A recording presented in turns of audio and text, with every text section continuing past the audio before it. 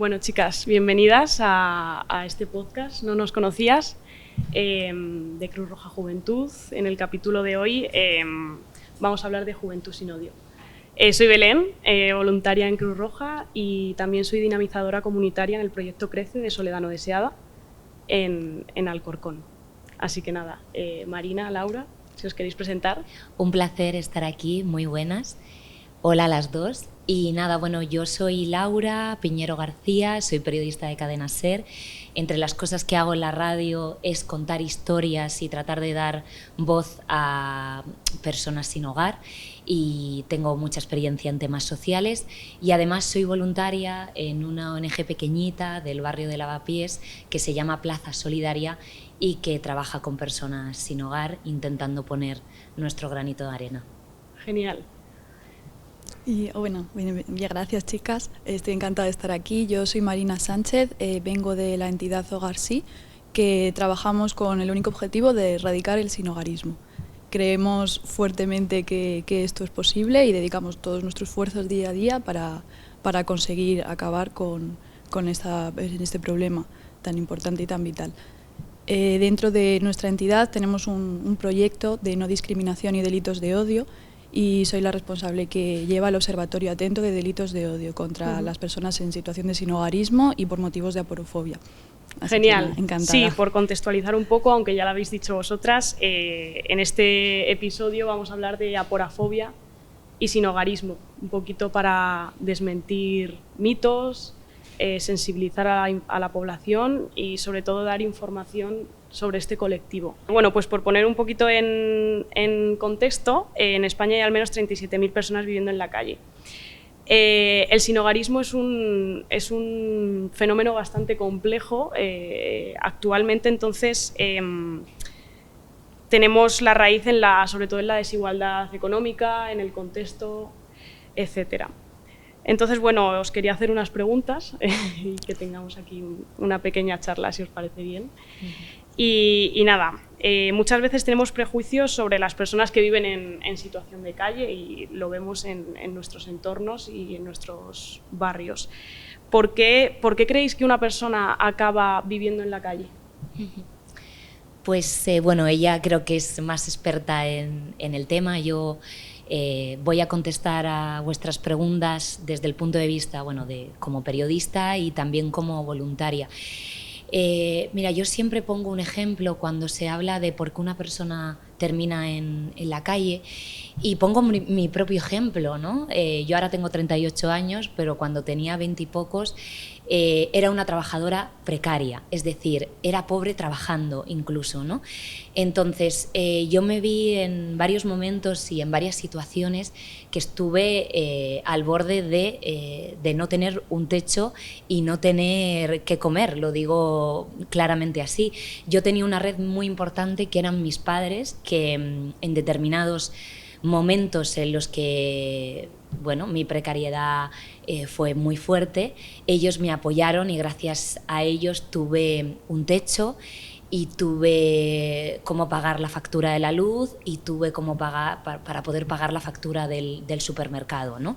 Pero si esa red familiar no hubiera existido, yo no tenía absolutamente ningún recurso más, no tenía ahorros por esto que os hablo de la precariedad, el precio de la vivienda, el precio de la vida en ciudades como Madrid, y yo posiblemente habría tenido que ir a un recurso a pedir comida, a pedir alojamiento, y podría haber tenido riesgo de terminar en la calle, ¿no? Esto yo lo cuento para que la gente sepa que el tema de calle, que acabar durmiendo en la calle sin recursos es algo que nos puede pasar a todos, y que todos en algún momento somos vulnerables. ¿Qué hay en la calle? En la calle hay gente vulnerable.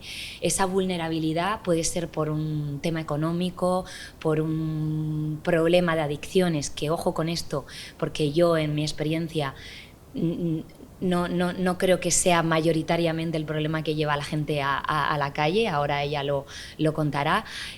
Puede ser un tema de salud mental, pero sobre todo creo que hay un tema económico muy importante y de no tener una red donde sostenerte. Hay, por ejemplo, mucha gente mayor. Yo hablaba de un caso de persona joven, ¿no?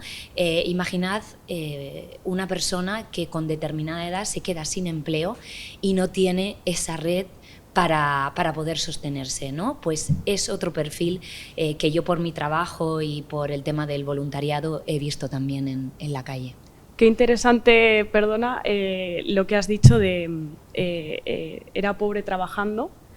Y también quería matizar una cosa súper importante que has dicho, la importancia de tener una red estable, ya sea familiar o incluso comunitaria y vecinal, ¿no? Tener redes en las que poder apoyarte en situaciones complejas, bajo mi punto de vista, es fundamental. Sí, donde pedir ayuda. Donde ¿no? pedir ayuda. Y luego hay otro perfil que es el tema de los inmigrantes que son más vulnerables aún, ¿no? Y incluso yo, por mi experiencia, me he encontrado con personas que tienen miedo de acudir a los recursos por miedo a que sean expulsados de España, ¿no? Esto también es una problemática que yo creo que necesita de mucha atención, ¿no? El miedo a pedir ayuda por todas estas cosas. Completamente de acuerdo. Sí, o sea, el abanico de razones por la que una persona puede acabar en situación de sinhogarismo es innumerable. Hay un montón de razones que pueden pasar de manera independiente o puede haber una mezcla de todas ellas de manera simultánea. La casuística de cada persona es diferente, es particular y no se puede ni debemos encasillarlo en una causa concreta, ¿no? Pero sí que tenemos que ser muy conscientes de que ninguna persona acaba en la calle por decisión propia. Tendemos a responsabilizar y culpabilizar a las personas que acaban en situación de sinhogarismo como si fuera una cuestión suya, una cuestión propia, una consecuencia de sus acciones, cuando en ningún caso es así. Tenemos que ser muy conscientes de que el sinhogarismo es un problema estructural. Eso significa que el sistema ha fallado a las personas y al haberles fallado han acabado en situación de calle. En ningún caso la persona que está en situación de sinhogarismo es la responsable o la culpable de su situación y por eso también tenemos que buscar una solución por parte de no solo de las entidades sociales, sino también institucional y de las administraciones públicas, por supuesto. Es que ellos te lo dicen, ¿no? Ellos te dicen, ¿cómo puedo encontrar trabajo? ¿Cómo puedo regularizar mi situación? ¿Cómo puedo superar una adicción? ¿No? Y sí que existen recursos, pero no sé bien la razón, pero a muchas de estas personas no les llegan o no les llegan de la manera que necesitan, ¿no? Y a veces también creo que necesitan una persistencia, ¿no? y una continuidad en la ayuda. Y qué importante destacar lo que has dicho, que al final no es un problema individual, sino que es un problema social. Y eso hay que grabárselo a fuego. Y luego la realidad también es que el sistema actual de atención social no cubre las verdaderas necesidades, ya sea por calidad, por permanencia en el tiempo de esa ayuda. El caso es que no es suficiente y por eso mencionas, no sé por qué, pero no lo estamos solucionando, porque es que no solo hay que cambiar el sistema para que las personas no acaben en situación de sinhogarismo, sino también hay que cambiar el sistema actual de atención hacia las personas en situación de sinhogarismo para que de verdad puedan salir de este bucle de precariedad. Un poco ligado a lo que iba a ser la siguiente pregunta, ¿no? Que desde vuestra experiencia, ¿con qué realidades os habéis encontrado? Y si realmente existía un perfil concreto, ¿no? Porque en las últimas encuestas que nos muestra el INE es que mayoritariamente hay hombres en situación de calle, más que mujeres. Y no solo eso, sino lo que hablábamos antes, en edades comprendidas de entre los 45 y 65 años. Estamos hablando de un 43% de personas entre esas edades. Yo aquí puedo hablar también desde mi perspectiva como voluntaria en una zona concreta y demás, pero el perfil es muy variado, como comentaba ella, a veces se juntan varias problemáticas en la misma persona. Sí que es verdad que mayoritariamente me he encontrado con varones, con hombres. El rango de edad sí que también estoy de acuerdo con la estadística, aunque también sumaría gente bastante joven que tiene problema para la inserción laboral. El caso de las estadísticas es que es muy complejo, es muy complicado. La realidad es que actualmente las estadísticas solo reflejan los números de las personas que acuden a los sistemas de atención social. ¿Qué pasa? Que quien no acude, por la razón que sea, has mencionado antes el miedo, por ejemplo, pero también puede ser que en ese momento no te sientas capacitada para pedir ayuda, que desconozcas la existencia de los recursos. Entonces, todas aquellas personas que no acuden para solicitar esa ayuda quedan completamente invisibilizadas. Por eso podemos encontrar diferentes cifras del conteo de las personas en situación de sinhogarismo. Has mencionado antes 37.000, esa es la cifra que nos gusta utilizar a nosotras, porque el INE no refleja esa cifra. Hay muchas personas que no acuden al sistema de atención social. Y luego también merece la pena analizar un poquito esa diferencia de sexo, ¿no? en el que se indica que la mayoría de las personas son hombres. También es muy complejo. ¿Por qué? Porque nos encontramos ahora mismo ante un problema de invisibilización del sinhogarismo femenino tremendo. ¿Por qué? Porque las mujeres van agotando otras alternativas, otras estrategias para no acabar en situación de calle pura y no tener que recurrir a esos sistemas de atención. Actúan los roles de género también aquí. Por supuesto. Y son doblemente vulnerables, Por además. Supuesto. ¿Qué pasa? Que se convierte en un sinhogarismo súper solitario y súper poco acompañado. Es muy complicado identificar ahora mismo cuántas mujeres en situación de sinhogarismo tenemos en España. Yo no lo sabría decir y es muy complicado. O sea, no se puede contar ahora mismo. No hay un sistema que refleje a las mujeres de forma correcta dentro del sinhogarismo.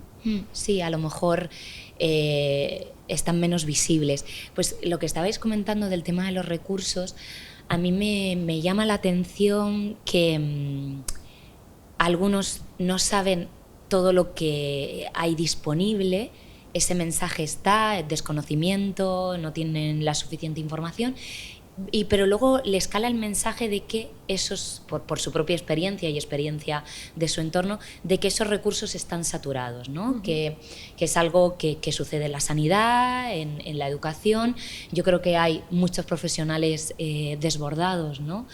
Con la cantidad de trabajo que tienen y sobre todo yo creo que aparte de un problema de número de profesionales y de recursos disponibles, es que creo que cada caso es un mundo, necesita de muchísimo tiempo de atención, ¿no?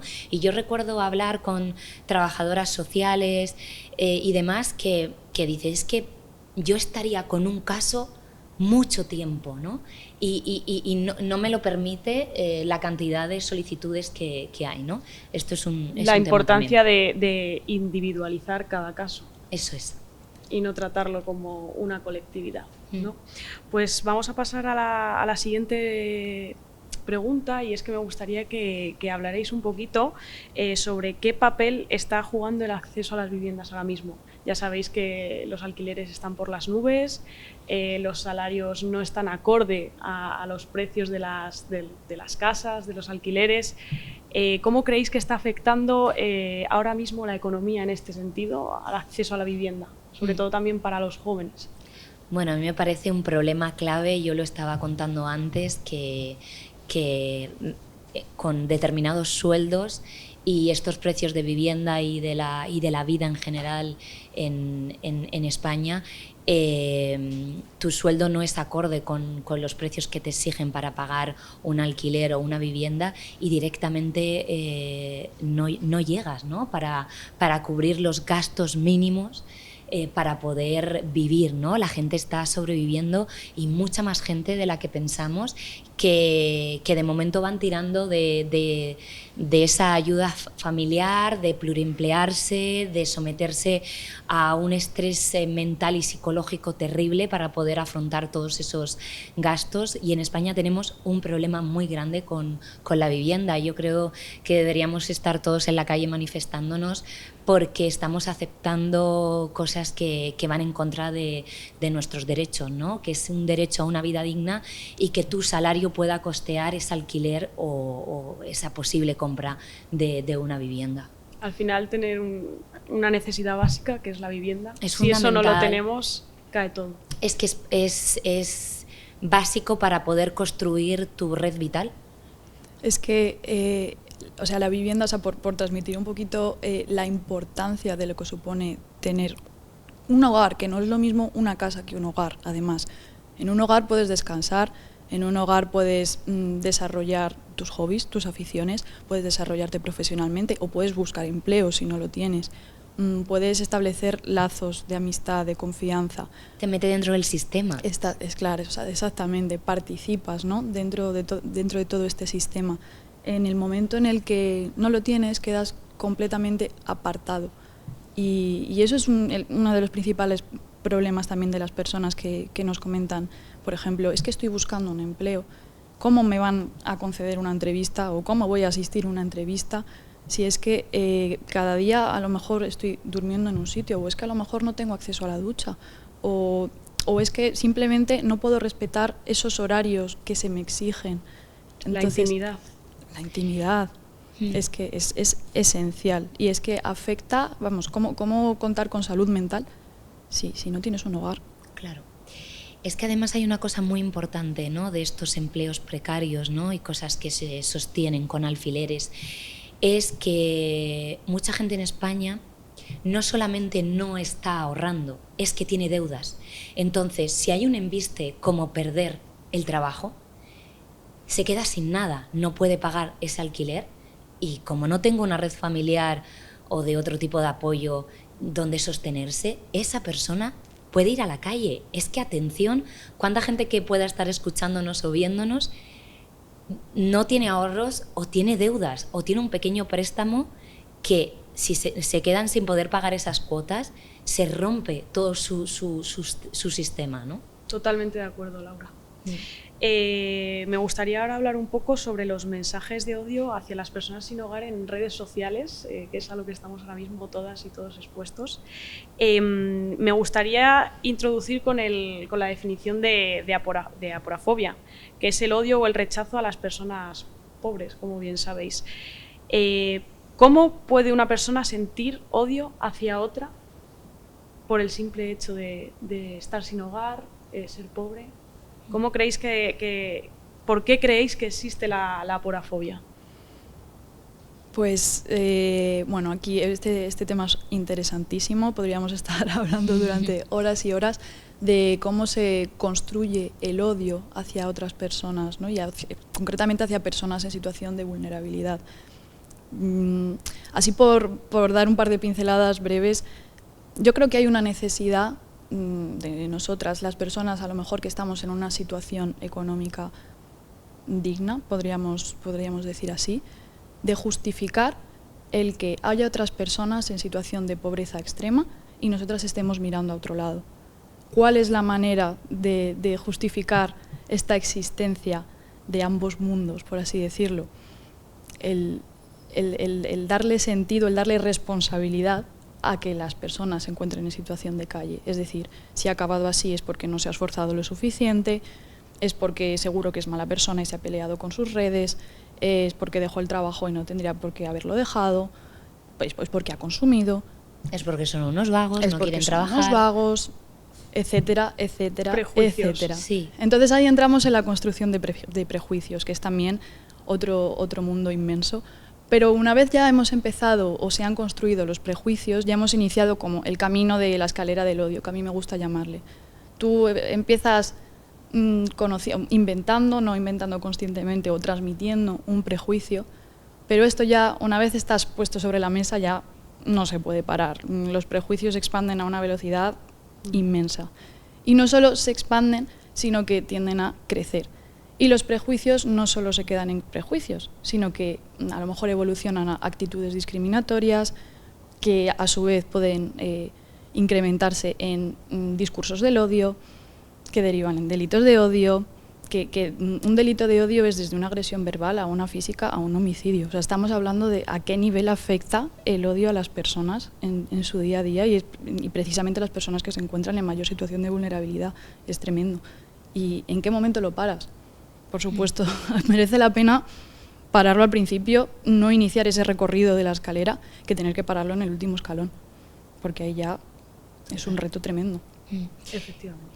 Yo creo que ahora mismo tenemos un problema tremendo en España, además del de la vivienda, que es la desinformación. Bueno, es un problema global. Creo que las redes sociales e Internet, que tienen muchas cosas buenas, ¿no? Y nos permiten el acceso a gran cantidad de información, ¿no? De una manera muy fácil, también corremos el riesgo de perdernos entre toda esa información y ser víctimas de noticias falsas, ¿no? Entonces creo que el tema de las personas sin hogar, como sucede con otros colectivos, son víctimas muchas veces de noticias falsas que los coloca en una posición que puede generar miedo y desinformación y luego pues seguramente odio, ¿no? Yo creo que, como dice ella, no se empieza con un odio consciente, ¿no? Se empieza con pequeños gestos y se va alimentando a ese monstruo, ¿no?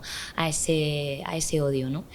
De todas formas, a mí, además del odio, lo que más me preocupa es la indiferencia, ¿no? Que creo que este tema, por eso me parece muy interesante que hayáis convocado esta charla, ¿no? Y que la contempléis, porque creo que nos estamos olvidando especialmente de las personas sin hogar, que las tenemos muy cerca, pero veo un alejamiento de la sociedad con respecto a ellas y un mensaje de no miro porque hay esto que miro es feo, no va conmigo, me duele y no puedo hacer nada, ¿no? Y es un tema también clave. Sobre todo el no va conmigo, ¿no? Que muchas veces tendemos a pensar que nunca nos va a pasar algo grave hasta que nos encontramos con las situaciones. Me gustaría hilar esto con el tema de las redes sociales, que lo habéis comentado. Cada vez estamos más expuestas a las redes sociales, el mundo digital avanza muy rápido, demasiado rápido, y estamos viendo últimamente en este tipo de redes como algunos creadores de contenido utilizan precisamente a las personas sin hogar para ganar followers, obtener visitas. Y esto es una realidad que actualmente está pasando, ¿no? ¿Cómo creéis que está afectando esta exposición a estas personas sin hogar y sobre todo cómo afecta el comportamiento de estos creadores de contenido hacia estas personas? Pues, a ver, es muy importante tener en cuenta que lo que una persona desde su situación privilegiada lo está haciendo por ocio, por ganar followers, por darse un poquito más de visibilidad, está teniendo unas consecuencias tremendas, no solo hacia la propia persona que está experimentando esa grabación, esa exposición a las redes, sino a todas las que están en esa misma situación, en esas mismas circunstancias, ¿no? Cuando una persona que es influencer utiliza su fuerza en redes para empezar, seguir perpetuando los prejuicios o para hacer notar esa situación de superioridad en la que se encuentra, porque si no, no lo estarías haciendo, porque si no, no estarías evidenciando a alguien en redes sociales y compartiéndolo. Al final, el resultado es la generación y el promover ese odio, ese rechazo, esa persona no es como yo, es inferior, sabe menos, ha hecho menos, se ha esforzado menos. Entonces, al final, lo que estás consiguiendo es perpetuar esa rueda. De manera inconsciente, pues muchas veces probablemente de manera inconsciente, pero hay que ser conscientes de las circunstancias que tienen nuestros actos y sobre todo también como profesionales. Una persona influencer tiene que ser muy consciente de la responsabilidad que tiene, porque miles y miles de personas, muchas personas jóvenes, le están viendo, le están tomando como ejemplo. Entonces, hay que utilizar esa herramienta, pero hay que utilizarla sabiamente y con estrategia y con un objetivo. ¿Quieres mostrar el sinhogarismo? Genial, de verdad, o sea, súper bien, súper de acuerdo. Vamos a ver cómo lo mostramos de una manera que refleje de verdad la realidad de las personas sin hogar, que no estigmatice y que no deshumanice, que es lo principal. Bueno, es que sería estupendo que hubiera una oleada de influencers y creadores de contenidos que pongan el foco en este tema, pero desde otro punto de vista, ¿no? Porque efectivamente yo creo que tiene muchísima influencia la gente joven y que no pueden estar banalizando un tema muy serio y todo lo contrario, ¿no? Yo creo que es importante que también la gente joven, los creadores de contenido, ¿no? que son de todo tipo de edades, sean conscientes de su responsabilidad social con este tema y con otros temas. Y también los seguidores, los que seguimos a estos creadores de contenidos, creo que tenemos que no aprobar estas reacciones, hay que poner un comentario. Esto es como cuando hay acoso escolar, ¿no? Que está el que acosa al niño o al adolescente, ¿no? Pedimos que el profesor y el centro educativo tome medidas, ¿no? Pero yo creo que también los compañeros que están viendo ese abuso tienen que decirle al acosador: «Hey, esto que estás haciendo está mal», ¿no? Entonces creo que los que somos comunidad tenemos que avergonzar, ¿no?, al que está dando este mensaje y decir: «Oye, esto que estás haciendo no está bien, voy a dejar de seguirte», ¿no? Porque creo que un creador de contenido haga un vídeo de este tipo no solamente tiene que estar, digamos, penado, entre comillas, con las propias plataformas que tienen que supervisar estas cosas, ¿no? Creo que también tiene que haber herramientas institucionales y los propios seguidores tenemos que hacer ese ejercicio de no aprobarlo, sino reír la gracia, ¿no? Porque creo que si un creador de contenido ve que a sus seguidores lo que acaba de comentar no les ha gustado, pues seguramente deje de hacerlo, ¿no? Y creo que hay que dar mucha información en el otro sentido, ¿no? Que coloque a las personas sin hogar en el lugar que corresponde. Muy en consonancia con lo que iba a tratar ahora, que era precisamente... ¿Puedo mencionar una última cosita súper importante que no siempre la tenemos en cuenta? Y es que este tipo de vídeos, esta difusión de vídeos que estigmatizan, ridiculizan y violentan a las personas en situación de sinhogarismo son delitos de odio y se pueden denunciar. Y tenemos la suerte de que existe una herramienta en el Código Penal para perseguirlos. Entonces, la respuesta no es lo veo y lo ignoro. La respuesta es lo ignoro, como has dicho tú, comento, y también lo llevo a la justicia, porque hay respuesta posible y funciona además. O sea, es que tenemos muchos ejemplos, muchos éxitos. Entonces, vamos a utilizarlo, porque cuántas veces hemos visto un vídeo como este y hemos dicho: madre mía, qué terrible, no siguiente. Lo veo, sí. Pero hay que posicionarse. Hay que posicionarse, y hay sitios con los que contactar, que te pueden orientar, y bueno, luego ya me hago yo un poquito de spoiler,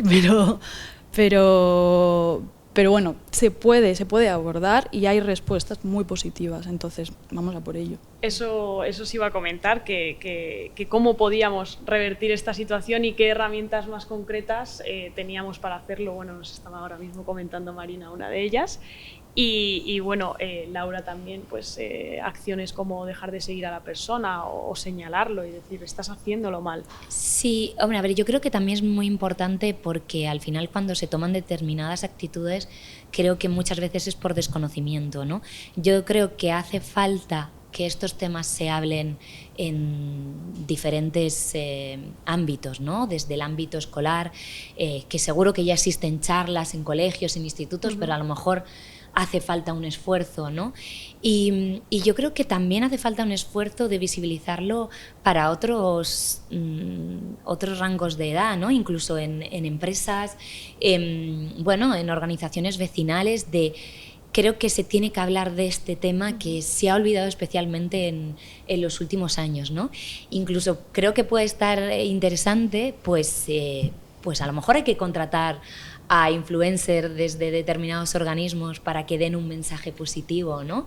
O a estos referentes que son para la gente joven o para determinados colectivos, ¿no? Creo que hay mucho camino por hacer ahí y que es muy interesante. Incluso una llamada de atención a los medios de comunicación, que entre todas las desgracias que por desgracia hay en el mundo, pues dejamos de repente de poner el foco en determinados temas, como el tema de sin hogar, y a lo mejor hay que darnos un toque de: oye, que esto sigue aquí y es importante.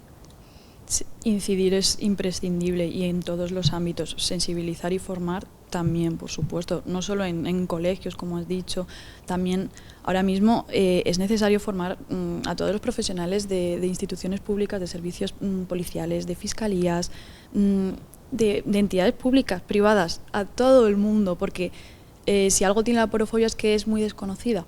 Entonces, cuanto más se hable, cuanto más se ponga el debate sobre la mesa, mejor, porque al final estamos generando, fomentando ese debate, ese conocimiento que es necesario. Muchas veces es por desconocimiento, es que eso es cierto, y es una manera de solucionar. También como personas a lo mejor que podemos ser testigo de un delito de odio, el hacerle saber a la persona que ha sido víctima que puede contar con tu testimonio, o sea, con tu figura de testigo, es imprescindible. Porque a lo mejor es eso lo que termina de animar a la persona a denunciar. Porque a lo mejor ella sola no se ve con fuerzas, o porque a lo mejor... O porque se siente fuera del sistema. Exactamente. Claro. Entonces, el que tenga un testimonio que vaya a apoyar su historia, no solo va a dar fuerza a la persona también, sino que va a dar fuerza al propio testimonio, porque en el proceso de denuncia tiene muchísima importancia el que haya personas que hayan sido testigos del delito de odio. Entonces, también el mandar el mensaje de, si has sido testigo, comunícaselo a la persona y estate dispuesta a participar, a colaborar en todo el proceso, porque es que a lo mejor estás cambiándole la vida a una persona. Me gustaría dar un dato y vamos a ir acabando, porque la verdad ha sido una charla maravillosa, increíble las experiencias que habéis tenido y la información que estáis dando. Solo quiero destacar un dato que me ha parecido alarmante, que es que el 47% de las personas sin hogar han sufrido delitos de odio. Estamos hablando de un porcentaje muy elevado, ¿no? Para terminar, ¿con qué os quedáis de todo lo que hemos hablado? ¿Cuál es vuestra conclusión? Y sobre todo, ¿cómo podemos tratar este tema con la juventud y la infancia? ¿Cómo podemos sensibilizar?